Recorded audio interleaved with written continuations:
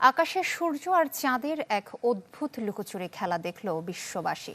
বিরল এই মহাজাগতিক দৃশ্যে মুগ্ধ দারিউবের তীরের বাসিন্দারা। ইউরোপের কয়েক দেশে দিনের বেলায় সূর্যগ্রহণ যেন দিনের বেলায় ডেকে আনে রাতের আঁধার। কোথাও আংশিক, আবার কোথাও দেখা মিলে পূর্ণগ্রাস গ্রহণের।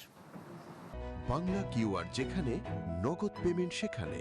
সারা দেশে 10 লাখেরও বেশি মার্চেন্টে নগদে পেমেন্ট করুন খুব সহজে। দিনে দুপুরে হঠাৎ নেমে এলো রাতের অন্ধকার।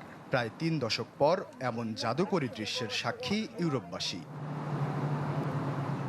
স্পেনের আকাশে তখন সন্ধ্যা 7:30। হঠাৎ সূর্যকে পুরোপুরি ঢেকে ফেলল চাঁদ। চারদিকে নেমে এলো এক অদ্ভুত অন্ধকার। প্রায় 2 মিনিটের মতো স্থায়ী হয় বিরল এই মুহূর্ত। চাঁদের আড়াল থেকে উঁকি দেয় সূর্যের লাল আভা। উজ্জ্বল গোলাপি গ্যাসীয় বলয় দেখতে পান দর্শনার্থীরা। খানিক বাদে গ্রিনল্যান্ড ও আইসল্যান্ডেও দেখা মিলল এই পূর্ণগ্রাস গ্রহণের। সেখানে মহাকাশের এমন বিরল রূপ দেখে আনন্দে উল্লাস করে ওঠেন দর্শনার্থীরা। এর আগে রাশিয়ার সাইবেরিয়া থেকে শুরু হয় এই গ্রহণ। এরপর আর্কটিক মহাসাগর হয়ে পৌঁছায় যুক্তরাজ্যে। সেখানে ঢাকা পড়ে সূর্যের 90%। মেঘমুক্ত আকাশ থাকায় ইংল্যান্ড ও ওয়েলসের মানুষ সবচেয়ে স্পষ্ট দৃশ্য উপভোগ করেন।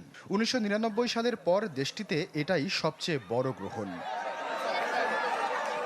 বিজ্ঞানীরা বলছেন, সূর্য ও পৃথিবীর মাঝখানে চাঁদ এলে এমন গ্রহণ তৈরি হয়। পৃথিবী থেকে সূর্যের দূরত্ব চাঁদের চেয়ে 400 গুণ বেশি। আবার সূর্যের আকারও চাঁদের চেয়ে 400 গুণ বড়।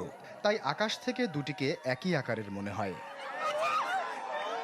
পৃথিবীর কোথাও না কোথাও প্রতি 18 মাসে এমন গ্রহণ হয়। তবে একটি নির্দিষ্ট স্থানে পূর্ণগ্রাস গ্রহণ দেখতে অপেক্ষা করতে হয় প্রায় 400 বছর। আগামী 2 বছরে বিশ্বে আরও 3টি পূর্ণগ্রাস সূর্যগ্রহণ দেখা যাবে। একে এই সূর্যগ্রহণের সোনালী যুগ বলা যায়।